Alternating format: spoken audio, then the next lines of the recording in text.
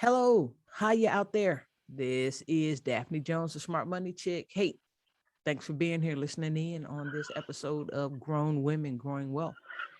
This is a new, well, wait a minute, before I go into all that, how's it going, Roberta Ravella? It's going pretty well. I'm back in sunny, humid Florida, but good to be home and good to be back on the podcast. Yeah, having the stateside, that's awesome. Having the stateside. Yeah, Glad the travels were, safe and we had a great time. there you go. How could you not have a great time in Italy? That's I know, right? it's the bomb. Spent a few nights with a little too much in my stomach, but that's all. Well, isn't that why you went in the first place? I know, right? They don't call it Italy for nothing. Not the Italy. Yes, delicious. I don't think I've ever had a bad meal there. Maybe one. And it was from a Hungarian chef. Ha! That says it all. You went to Italy to eat food from a Hungarian chef. Oh man, it was not my choice of dining, but yeah. Was he trying to cook Italian or was he cooking Hungarian? No, he was trying to cook Italian. He was also trying to cook seafood in the mountains. And it just didn't work out very well. See, that is just wrong from every level of that is wrong. Yeah. It's a little of the whole grow where you're planted, right? Use what's around you. Yeah. I'm hearing the sirens there. What's going on?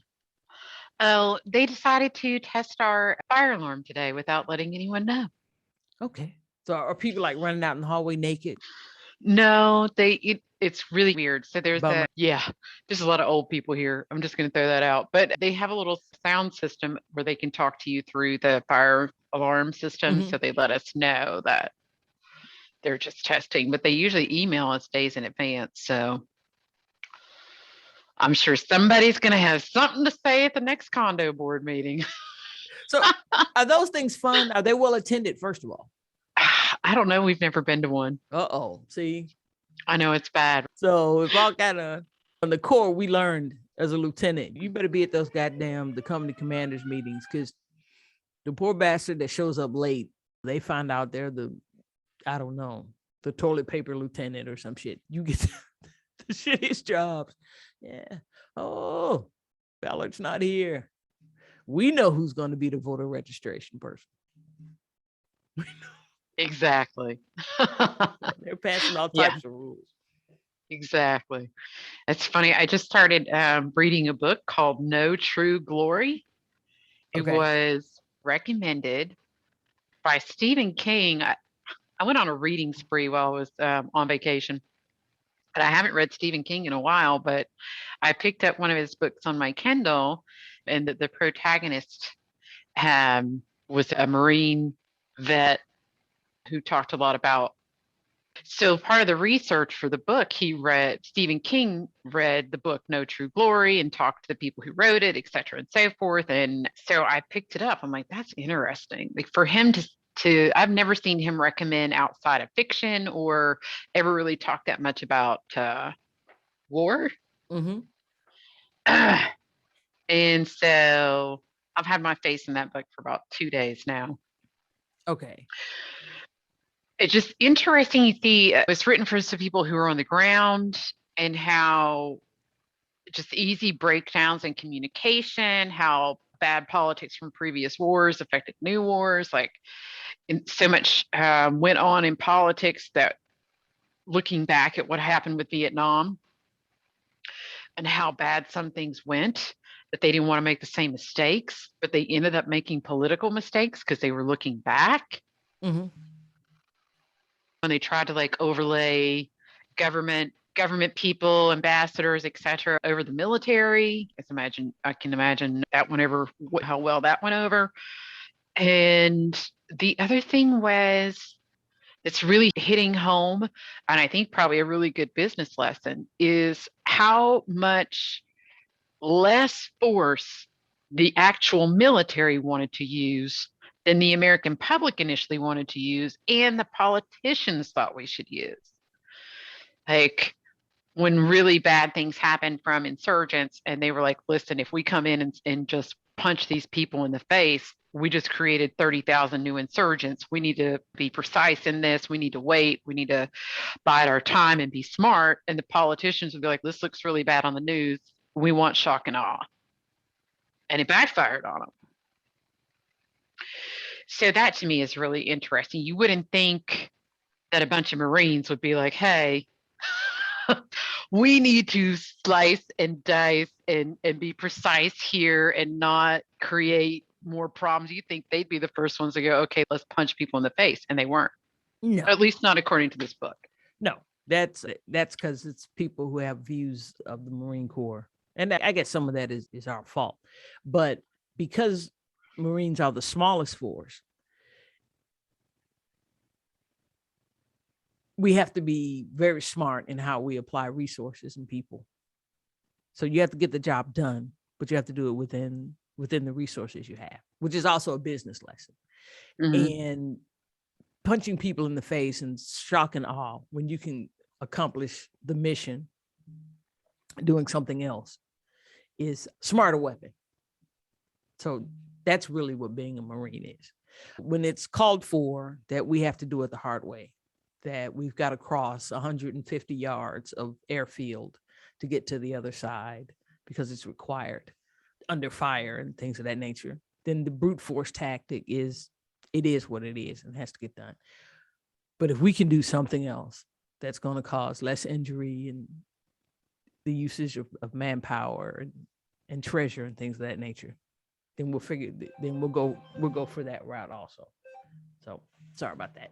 So that's a persona that's not an actuality in the Marine Corps, because you're talking about that, about shock and awe and what the public wants.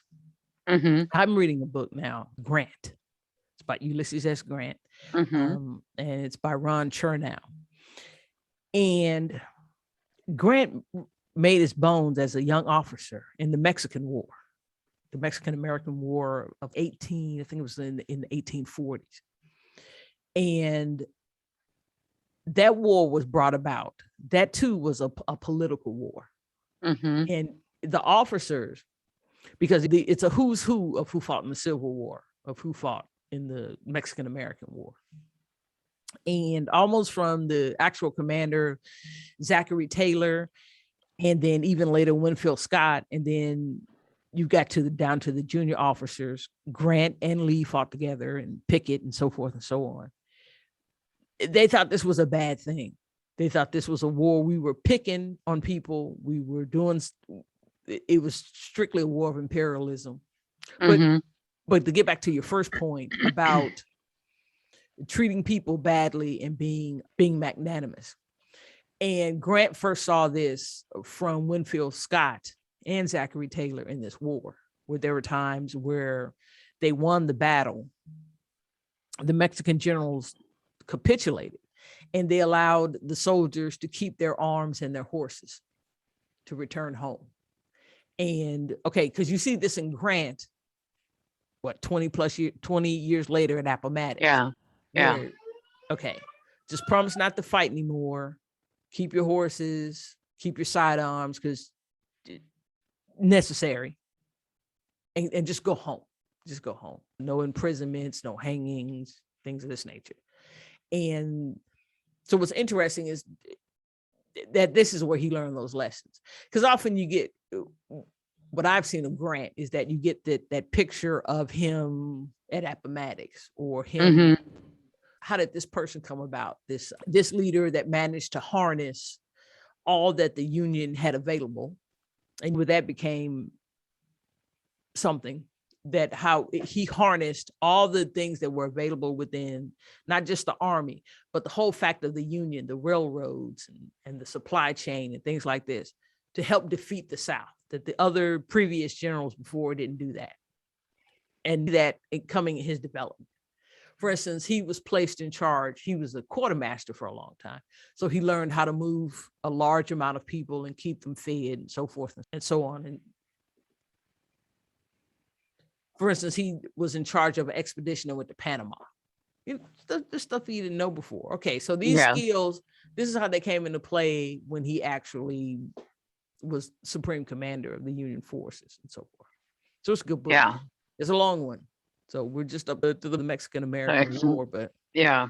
And how America, through newspapers and individuals who just wanted the land, because originally the first talking point was the fact that how big Texas was going to be. Was it going to be at one particular river point, or was it going to go down to the Rio Grande? And by rights, it never should have gone to the Rio Grande. That was never the discussion, even from the original folks, the original Texicans that started the ruckus. It didn't stretch that far at that time. That was Eastern bankers and folks wanting to extend, plantation owners and things coming out of the South that wanted more land and so forth. And because we got states like New Mexico and Arizona out of that. So it's pretty interesting. It gives you another view. As you said, it surprised me. Yeah. That's a pretty interesting era in the whole life of the United States anyway, where you look at leading up to the Civil War, the politics. I read a book about Zachary Taylor's presidential campaign, and you could have changed some dates and it would have been Bush Gore or Clinton Bush or what. Exactly. Like, nothing's like Trump's. The ones before, they're writing stuff, and there's one politician who they specifically asked, his party asked him to shut up because he was embarrassing everybody with all the stuff he was writing because it was so crazy. And then Tyler, that was Tippecanoe and Tyler too. And they were going from town to town with big beer wagons and a band and throwing parties. Where'd they get that shit from? I don't know. Probably the English. But yeah, they're like, let's just throw a big party. That was this whole campaign thing. Even to the point where Zachary Taylor was the original general when they decided to march into Mexico. He was the first general. So he won the first few series of battles. And he was a guy that wanted to, let's win, but we want to lose as few men as possible. We want this to be very quickly. We don't necessarily need to march to Mexico City. We just need to slap them around enough till they quit. Because you had a very unstable Mexico at the time period, because they were going through the Santa Anna, the guy that had lost Texas. Mm-hmm. He had been booted out after losing Texas, but he had managed to form a coup and come back in. So Taylor's figuring, again, being a general looking at all things, if we can just cause enough ruckus, they'll quit. They'll quit. They'll pull out of Texas. We'll stop fighting about Texas, and we'll just get this settled, and won't too many people have to die. As you said, that wasn't what the newspapers wanted. They wanted a bit more. They wanted a bit more than that. And then it became a land grab and so forth and so on. Yeah. It's interesting also to see the players that are in here. And when you come down to it, the sad part of all of that always is the boots on the ground that pay the price for it. Right? Okay, Al Jazeera is making us look bad. Well, I don't know, 150 Marines died. Do we care if Al Jazeera makes us look bad? But we do. We do. So I don't know. There's a ton of business lessons in there. We've talked about this before, 80-20. You're like, that's a Marine concept. You use the least amount of force for the maximum result, period, in all situations. Like, what's the smallest thing I can do here to make the impact that I want? Because I don't have time and I don't have all the money. Exactly. So the thing that I really meant to get to about that was, okay, so Taylor is the general that's in charge when the war spirit is getting ginned up and so forth and so on. Mm-hmm. Okay. They go into Mexico, and he's starting to become very popular with the people because America likes electing generals. At this time period, they did. So in order to thwart the increase in popularity, the president at that time, Polk, sends another general out there and doesn't tell Taylor that he's coming, that he's going to be removed. In other words, he makes the general he's sending, who happens to be Winfield Scott, he shows up and he goes, hey, here's a letter from the president. You're not commanding general anymore. I am. So in the hopes that he would destroy this guy's presidential ambitions. He didn't. He ended up becoming the next president anyway. Yeah. But he was the shortest serving president because he ate some bad cherries and milk on the inauguration day, and he Mhm. was dead within a few days.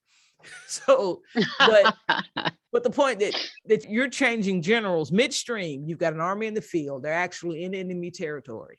And because you're worried about this guy politically, Yeah. you send a new guy out there. Yeah. Look at the politics involved in Vietnam. Horrendous. Look at the politics involved in, that's what I'm reading about now, basically, is like the politics involved in escalating something beyond what the actual people who were there said. Do not do this. And they were like, this is going to make us look bad politically, makes us look bad on the world stage. You think about taking that back to business, the things that we do because that's the way it looks or it should look. Right. Like we want our people, our family to think that we're working super hard, or you want to look good, things are supposed to look this way, as opposed to actually getting down to the nitty gritty and saying, this is what works. I don't care what it looks like. This is the right thing to do, and this is why I don't care what it looks like. And it can be really hard to go against the grain in those instances. Yeah, you're looking for your authentic voice. And again, everybody's not going to be your customer. So you've got to give an authentic voice, because you're in there serving individuals that particularly you don't want to. That's when it's all about the numbers and so forth. And at this point, at this stage, you want to run the business you want to run. Absolutely. I'm too old for that numbers game shit. I did that in my 20s. Oh, sure. We ran them numbers games. Oh, sure. If you make 200 calls a day, it's like, no, okay, no, that's the problem right there. Yeah, 200. Johnny just made 400. Who's going to go for 5? Oh, yeah, boiler room. Yeah, one of my counterpoints colleagues at that point had a big Wolf of Wall Street poster in his office, and like looking back, I'm like, that was the dumbest shit ever. That dude was a drug addict who went to jail, and we got a poster of him in our office because he would have made those 500 calls. Okay. He's back, and he's making 7 figures again. I bet he is. Oh, he's big on Instagram. Slinging the same crap he was slinging before, but we buy it the same reason that these politicians buy, because it's what looks good, it's what sounds right to your ear, as opposed to, is this really where I want to be? Is this how I want to build a business? And it's hard to go in the opposite direction. And like what you're saying with marketing, and everybody's not your customer. Oh, yes, they are. You just didn't ask them enough times, Daphne. Oh, yes, they are. You have to create another product from Daphne. Who do you think you are? So it may seem to go against the grain, but it is the way to build a business that actually works and works for you, as opposed to making other people feel good. Exactly. So I'm reading that, and I'm reading another book at the same time, Titan, and it's about Rockefeller, John D. Rockefeller, the first one. And again, when you going into what you said about this guy would fit into now about business. Focus. He was a delegator, knew his numbers, because we've had several episodes about that, whether it be from get your balance right or know your numbers, what's your profit loss and so forth. He was real focused on that because he started out as a bookkeeper, and he was known by his previous employers for being real precise. He would actually take time out to track down if a cent was missing or things of this nature, not because he was so much miserly or something that we might frown upon, but he was just very exacting that numbers were important.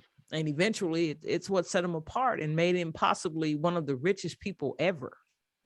At one point, Standard Oil controlled 90% of the refining capacity of the country. And not just the refining part, but as far as like the pipelines, how it was transported, because he, in his mind, and in a sense he was correct, it was the efficiency of owning the whole vertical from the time the oil came out of the ground to the time it was it became kerosene and you purchased it, which was how he made the first billion, was in kerosene. If you can make each point efficient from the time, again, it comes out of the ground to it's actually sold to the consumer in whatever form it needs to be.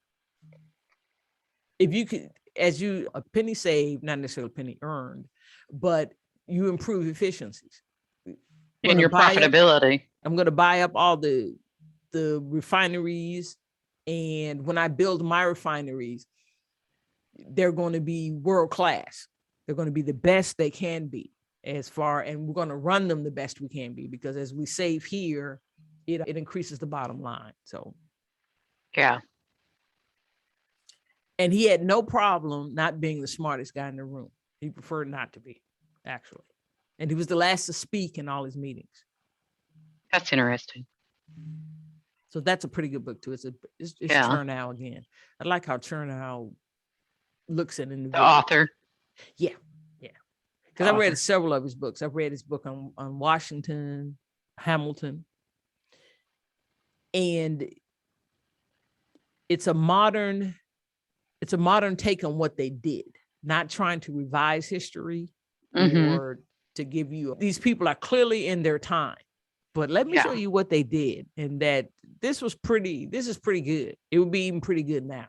And pretty like Rockefeller would become, it helped that he was man, moment, machine, that he was there at the beginning of the industrial age in the US. Of course. Sure.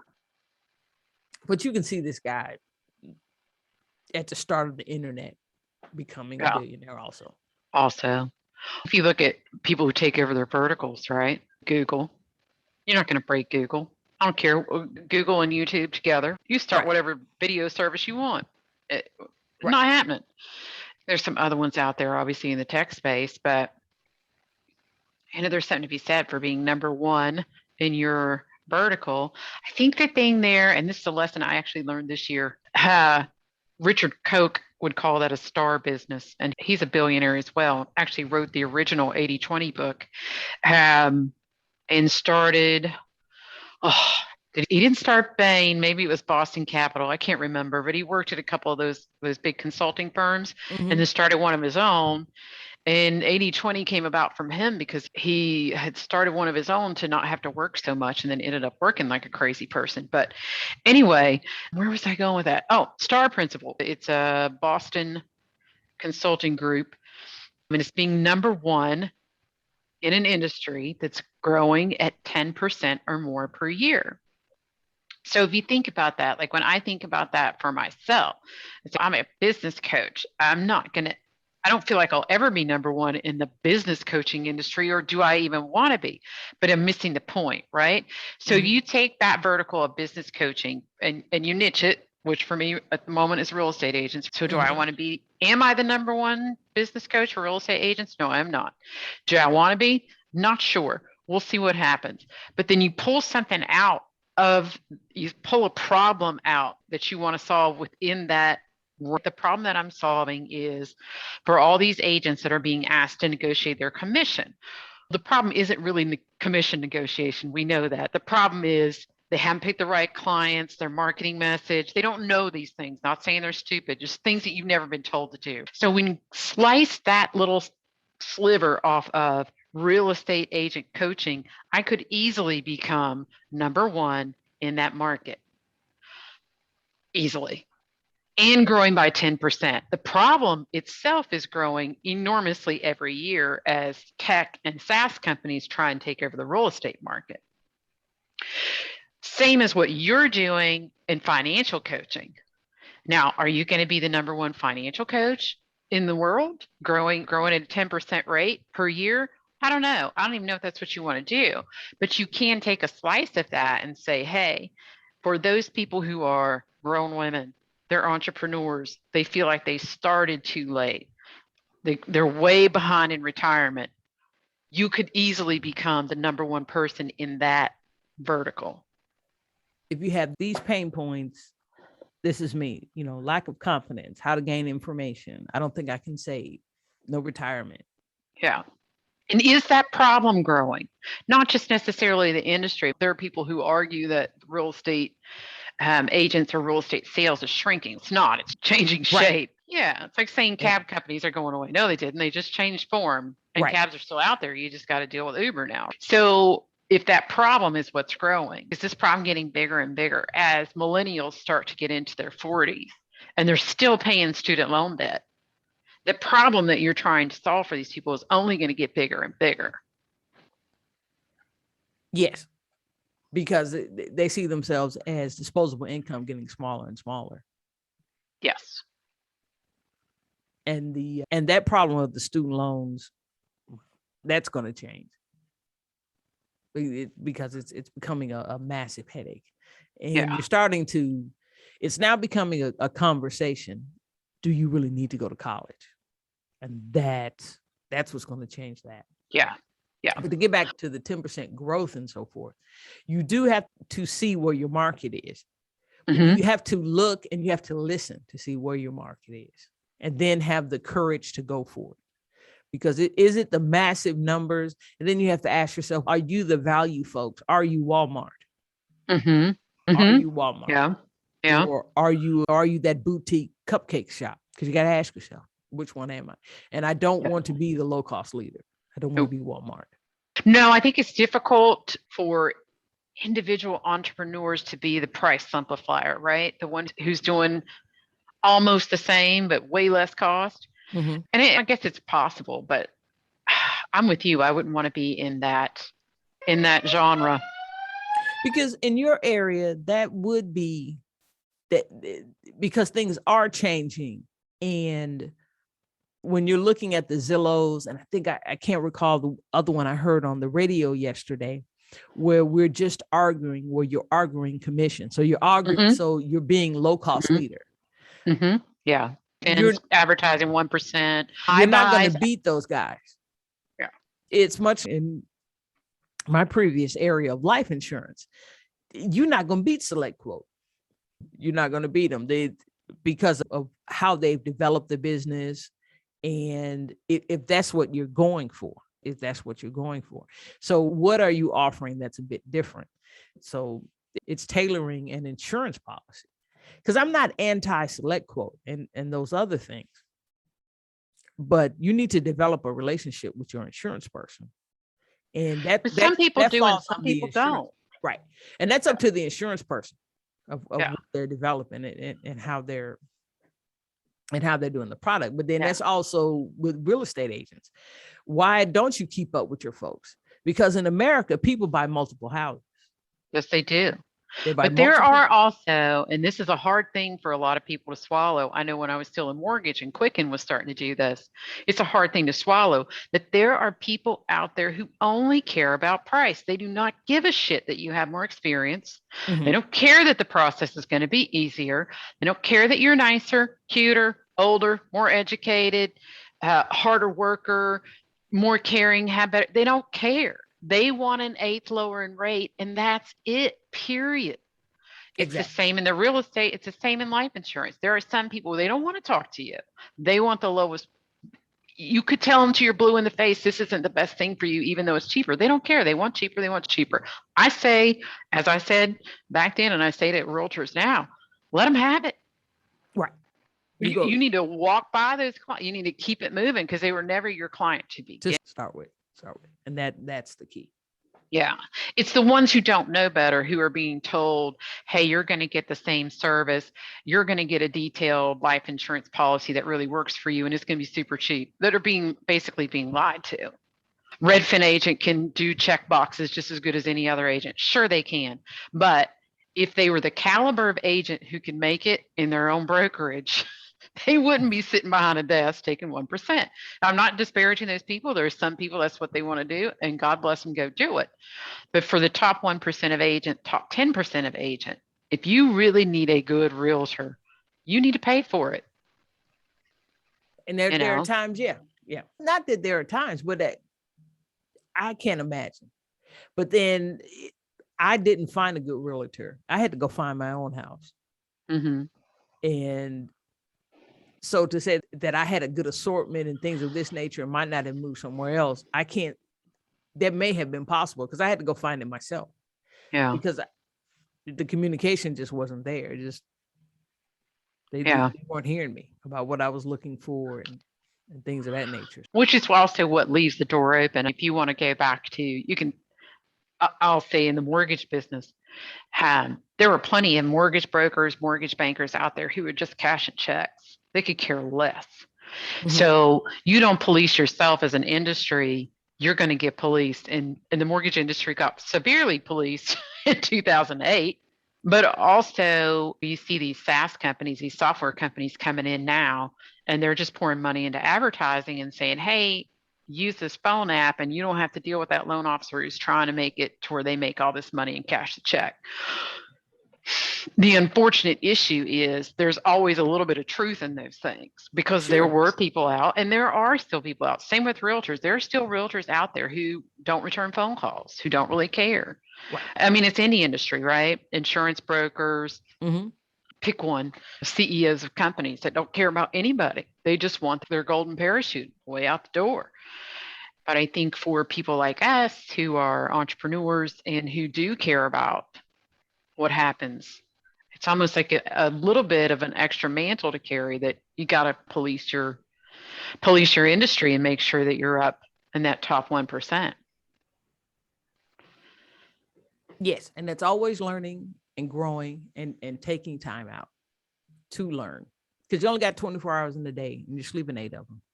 And it's okay to spend hours thinking. It's okay. It's okay. I'm not doing, sure you are. You're researching and you're thinking. And it doesn't always have to be focused, as in I'm doing this so I can produce that. No. Yeah. Sometimes the knowledge will show you what to produce. That yes, listening to your listening to the people around you. Not always selling, but listening. Yeah, and I definitely think the consumption of knowledge, if you can. I know it's hard. Everybody doesn't have time to sit down and read a book about Fallujah or a book about Grant. But if you have the time to even just read articles, I'll do that sometimes during a week. Just skim through some really good articles to get good information, to keep your mind fresh, to keep the wheels turning. Otherwise, you can get so bogged down. When you say don't have the time, oh, man, you got to make the time. It's much like saying I can't eat healthy, I can't exercise, I can't save. Those are decisions. But I'm always beating that drum, that it's about making a decision. And once the decision is made, you start acting upon it. Yeah. To set aside something. So however you need to consume. If you can't, if reading is an issue, the physical act of reading, you got Audible. You got books on tape. Yes, you do. That's how I'm able to do both of these books that I'm Rockefeller and Grant now is that Audible. While I'm doing something else. So. Yeah. No, I do both. I tend to do business books on Audible, and then if I really like it, then I'll buy the physical book. That Stephen King book, Billy something, I can't remember. What's the name of that book? Sorry, Stephen King. Billy something just came out. I got that on Kindle. And I don't like reading on the Kindle that much. I didn't have a choice. I was in the airport.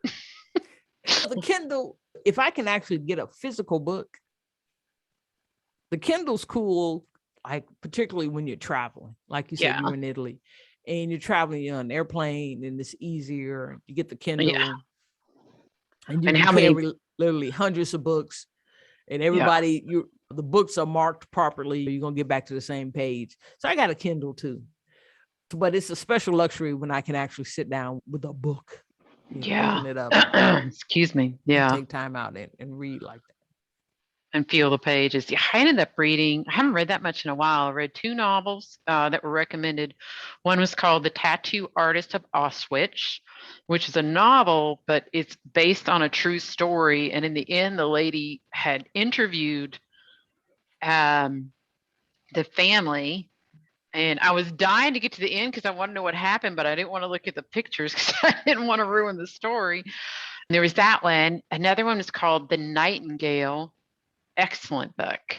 I cried at the end. I can't remember the last time I cried reading a book. And then I read 2 Stephen Kings. I think it's Billy Wilson is his newish book. And then one Lisi's story. That one is a funky book about a guy who's an author, go figure, dies, and his wife is trying to sort out a whole bunch of messed up stuff.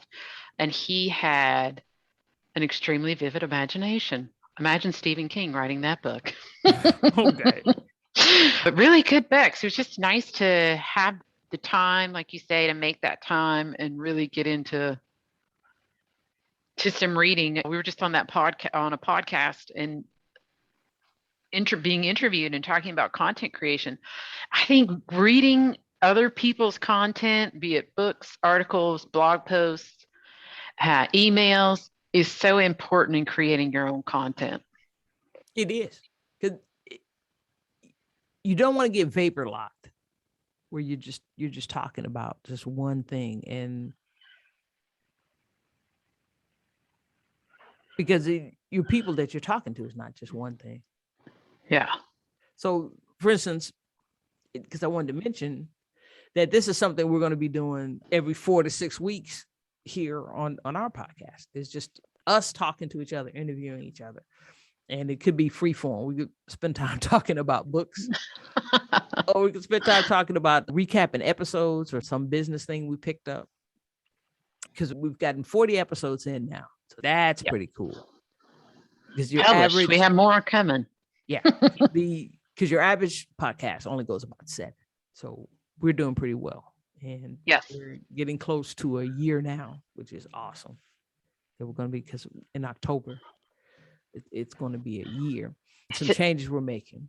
For instance, like the Zoom, like the platform we're on Zoom right now. We're going to be moving to StreamYard, because we can do some pretty cool, pretty stuff, pretty things up on the video, get overlays and stuff like that. Mm-hmm. And I know we're picking up the marketing that we're doing for the podcast. Yes. Getting more clips out there. And a blog is coming, folks. We're actually going to put some written material out there. Absolutely. That's on me. I still haven't figured out how to get the Descript to work on my Surface Pro. I'm talking to you, Microsoft. So you can hear me out there. She's got her email address in the show notes. Please send her a link. Yeah, we'd like to get some blogs out there. And I think one of the best things that our podcast coaches, and we've talked about them a couple times, Carlos Sanchez and Tom Brody, helped us realize is to get the basics done first. And then you worry about putting out clips. And then you worry about blog posting. And then you worry about get your foundation good and strong. Well, yeah. And so our thing with we're putting out regularly the episodes that they're dropping every Tuesday, and we're recording on Wednesdays and reaching out to people to get to be guests and so forth and so on. So that's actually happening. Meeting some really cool people too. Oh yeah, that's the big thing, because the folks we're meeting, I mean, even good. You like them so much you actually spend money. You go take a class or a workshop with them and stuff like that. Yeah, or it's been good. What they're talking about into your business plan. And again, we want to hear from you all too. Leave us a review. You can leave us a review on Apple Podcast and subscribe. Let us know you're out there. You can come to the page. You can get on our email list when the latest episodes are being dropped. Also, subscribe. You can leave a review there. And you can let us know even what you think about the webpage, because we want to hear from you guys. You all do have an effect on what we do. And you're really important to us. So. Yeah, we appreciate it. We've got a lot of downloads. I'm excited about it. It's been, I don't know, it's been more than what I thought it was going to be. And I'm surprised still how much fun it is. Oh, yeah. Yeah. I don't want it not to be fun. I know. No drudgery. I'm too old for that too.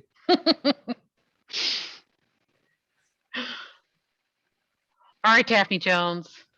I think that's it for us for this episode. And what else you got? That's about it. Hey, our website is grownwomengrowingwealth.com. Again, go there, get on the email list. We got some stuff coming there.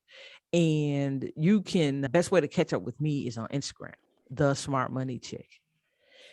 Instagram, Clubhouse. I've got a club there, Life Insurance 101. It's not just about life insurance. We talk money mastery for Gen X entrepreneurs. I've got a standing room. We're getting together. I've got a couple of friends that I'm working with, Matt Franklin, the retirement lounge guy. His specialty is helping entrepreneurs with retirement. And we've got the host of the Get Your Balance Right podcast, Heather Zeikwolf. And we get together Thursdays at 5 p.m. Central. That's 3 p.m. Pacific. And we've got a room there. And love to see you come by. Those of you that are on. Clubhouse is open to everyone now, Apple and Android users. So what about you there, Roberta? Currently in the mix. You can always reach out to me at Roberta at robertarevella.com. Find me on Facebook and LinkedIn under the same, robertarevella.com. I do have a new private Facebook group that's getting ready to launch for real estate agents. And also I have a new show every Thursday on Facebook and LinkedIn. It's called What to Do with Your Review. So we're helping mostly, again, real estate agents and mortgage brokers. But if you're in any kind of business where reviews are integral to your marketing, I'm not sure which one isn't anymore, but if you have 5-star reviews and you want to know how to maximize their marketing use, tune into the show. It's on pre-recorded, so it's just on video on Facebook and LinkedIn every week on Thursdays. Hey, there you go. There you go. And we got some other new stuff coming as individuals. I'm going to be putting together a bi-monthly Zoom party. We're going to be talking smart money, but I'll tell you more about that as we get closer to the dates. And so we're going to go on and get out of here. And hey, it's been great having you there, Roberta. Great being always with you. Always good to see you. Hey. Onward and upward. All right, girl. Bye-bye now.